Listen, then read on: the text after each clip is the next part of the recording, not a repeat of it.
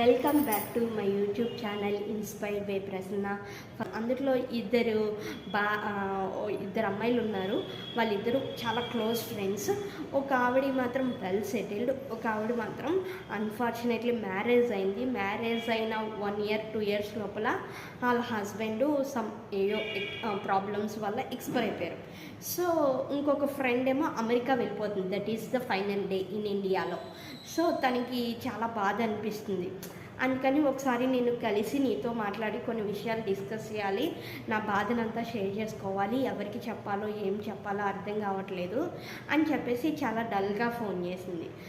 సరే అయితే మళ్ళీ ఎప్పుడో వస్తాను కదా, సరే నేను కలిసి మాట్లాడతానని చెప్పేసి వచ్చి ఒక హోటల్లో కూర్చొని ఇద్దరు మాట్లాడుకుంటున్నారు. రెస్టారెంట్కి వెళ్ళి మాట్లాడుకుంటున్నప్పుడు ఇలాగా నాకు ఏం చాలా అర్థం కావట్లేదు, ఒంటరి మహిళ అనేసరికి సొసైటీలో మొత్తం అందరూ కూడా చాలా చులకనగా చూస్తారు. మా ఆఫీస్లో కూడా నాకు చాలా టార్చర్గా ఉంది, ఎవరిని ఏమనాలో అర్థం కావట్లేదు, నా సిచ్యువేషన్ ఎవరికి ఎక్స్ప్లెయిన్ చేయాలో కూడా అర్థం కావట్లేదు, ప్రతి ఒక్కరు చాలా లోకుగా మాట్లాడుతున్నారు, నా గురించి చాలా హర్టింగ్గా అనిపిస్తుంది.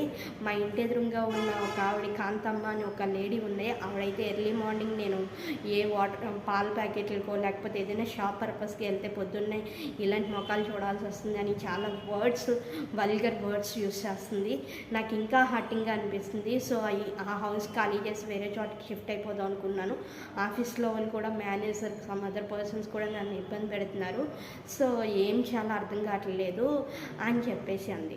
అప్పుడు వాళ్ళ ఫ్రెండ్ అంది, లేదు ఇలాంటివన్నీ కొన్ని సిచ్యువేషన్స్ ఫేస్ చేయాలి, కానీ నువ్వు చాలా ధైర్యంగా ముందడుగు వేయాలి ఈ టైంలో, అంతేగాని ఎటువంటి బ్యాడ్ డెసిషన్స్ కానీ ఏమీ తీసుకోకు అని చెప్పిన తర్వాత ఆయన గురించి చూసి వీలైతే కంప్లైంట్ పెట్టు, అంతేగాని నువ్వేమీ దాని గురించి ఎక్కువగా ఆలోచించి భయపడకు. అలాంటి వ్యక్తులు, కాంతమ్మ లాంటి వ్యక్తులు సొసైటీలో చాలామంది ఉంటారు, అలాంటి వాళ్ళందరి గురించి ఆలోచించుకో అని చెప్పేసి తన వీలైనన్ని సజెషన్స్, సలహాలు, రెమెడీస్ అన్నీ చెప్పి అక్కడి నుంచి ఆ రోజు ఈవినింగ్ వెళ్ళిపోయిన తర్వాత ఆఫ్టర్ లాంగ్ గ్యాప్ తర్వాత ఒక 5 years 6 years తర్వాత మళ్ళీ యూఎస్ఏ నుంచి వాళ్ళ ఫ్రెండ్ వచ్చిన తర్వాత తన క్లోజ్ ఫ్రెండ్ని కలవడానికి మళ్ళీ సేమ్ అదే ప్లేస్కి వెళ్ళి చూసేసరికి తను చాలా ఆనందంగా సంతోషంగా ఒక ఫేస్లో ఒక smile, glowness, at the same time marriage చేసుకుంది.